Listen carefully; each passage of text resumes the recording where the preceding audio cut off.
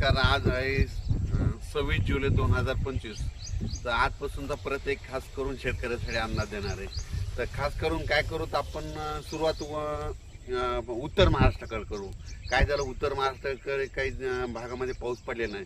तर उत्तर महाराष्ट्रातल्या शेतकऱ्याला सांगू इच्छितो की 26, 27, 28, 29 जुलैपर्यंत नंदुरबार जिल्हा, धुळे जिल्हा, नाशिक जिल्हा, चाळीसगाव तालुका, त्याच्यात रावेर, चोपडा, जळगाव जिल्हा, त्याच्यानंतर येवला, नाशिक या भागामध्ये म्हणजे 26, 27, 28, 29 पर्यंत चांगला जोराचा पाऊस पडणार आहे. शेतातून पाणी बाहेर निघणार आहे म्हणून हा अंदाज उत्तर महाराष्ट्रातल्या शेतकऱ्यांना लक्षात येतो. त्याच्यानंतर काय झालं की पश्चिम महाराष्ट्रामध्ये सोलापूर जिल्हा, सांगली जिल्हा, अहिल्यानगरचा काही भाग या भागामध्ये पाऊस पडलेला नाही. तर आज 26 तारखेला म्हणजे आज अहिल्यानगर भागामध्ये त्याच्यानंतर सोलापूर जिल्ह्यामध्ये करमाळा तिकडल्या भागामध्ये सोलापूर जिल्ह्यात खूप ठिकाणी आज बऱ्याच म्हणजे दुपारनंतर जोराचा पाऊस सुरू होईल. रिमझिम काही ठिकाणी रिमझिम पडेल, कुठून शेताच्या बाहेर पाणी निघा म्हणून पश्चिम महाराष्ट्रातल्या शेतकऱ्यांनी हा अंदाज लक्षात घ्यायचा. त्याच्यानंतर आपण मराठवाड्याकडे बोलू.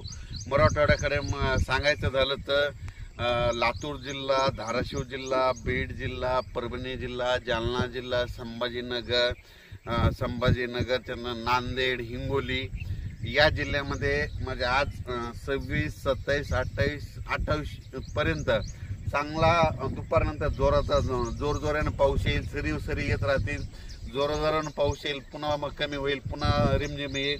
पण 28 तारखेपर्यंत मराठवाड्यामध्ये ह्या 5-7 जिल्ह्यामध्ये पाऊस 28 तारखेपर्यंत चालू राहणार आहे आणि 29 नंतर सूर्यदर्शन होणार आहे. त्याच्यानंतर काय करू, पूर्व विदर्भाकडे.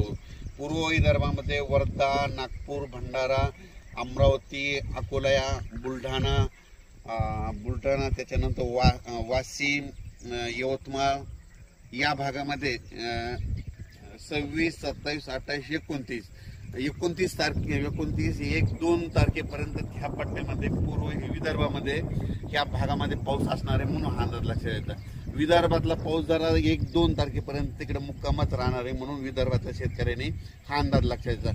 थोडंफार काय होईल 28-29 नंतर ऊन पडन, पण थोडा पाऊस विदर्भात ते चालूच राहणार आहे म्हणून हा अंदाज लक्षात येतात. त्याच्यानंतर काय सांगायचं झालं तर पूर्व विदर्भ, पश्चिम विदर्भ, दक्षिण महाराष्ट्र, उत्तर महाराष्ट्र, कोकणपट्टी, खानदेश सगळीकडं आज म्हणजे असा रिमझिम पाऊस सुरू राहील. कुठं जोरात येईल, पुन्हा कमी होईल, पुन्हा जास्त होईल, पण हा पाऊस पडतच राहणार आहे.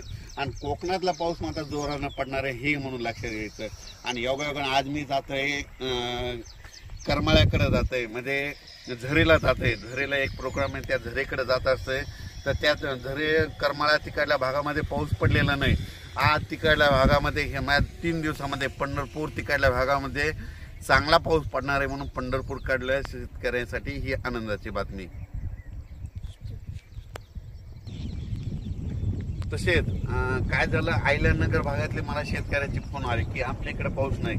तर त्यांना मी कालच काय झालं, एका सुरेश चव्हाण मित्र आहेत म्हणून त्यांना एका आयडिओ रेकॉर्डमध्ये सांगितलं तुमचा श्रीरामपूर, शिर्डी, राहता, गंगापूर, वैजापूर, नेवासा, राहुरी ह्या भागामध्ये आज चांगला पाऊस पडणार आहे. म्हणजे आता सुरू झालेला असेल पण दुपारनंतर आणखी जोराचा पाऊस पडणार आहे म्हणून अहिल्यानगर भागातल्या सर्व शेतकऱ्यांनी हे अंदाज लक्षात घ्या. काही चिंता करू नका. तुमच्या अहिल्यानगर भागामध्ये सगळीकडं आज उद्या परवामध्ये 26, 27, 28 पर्यंत चांगला पाऊस पडेल. शेताच्या पाणी बाहेर निघणार, तुमचं पीक मात्र जे सुकायले त्याला जीवदान भेटणार आहे म्हणून ह्या अहिल्यानगरच्या खास करून शेतकऱ्यांनी अंदाज लक्षात घ्यायचा.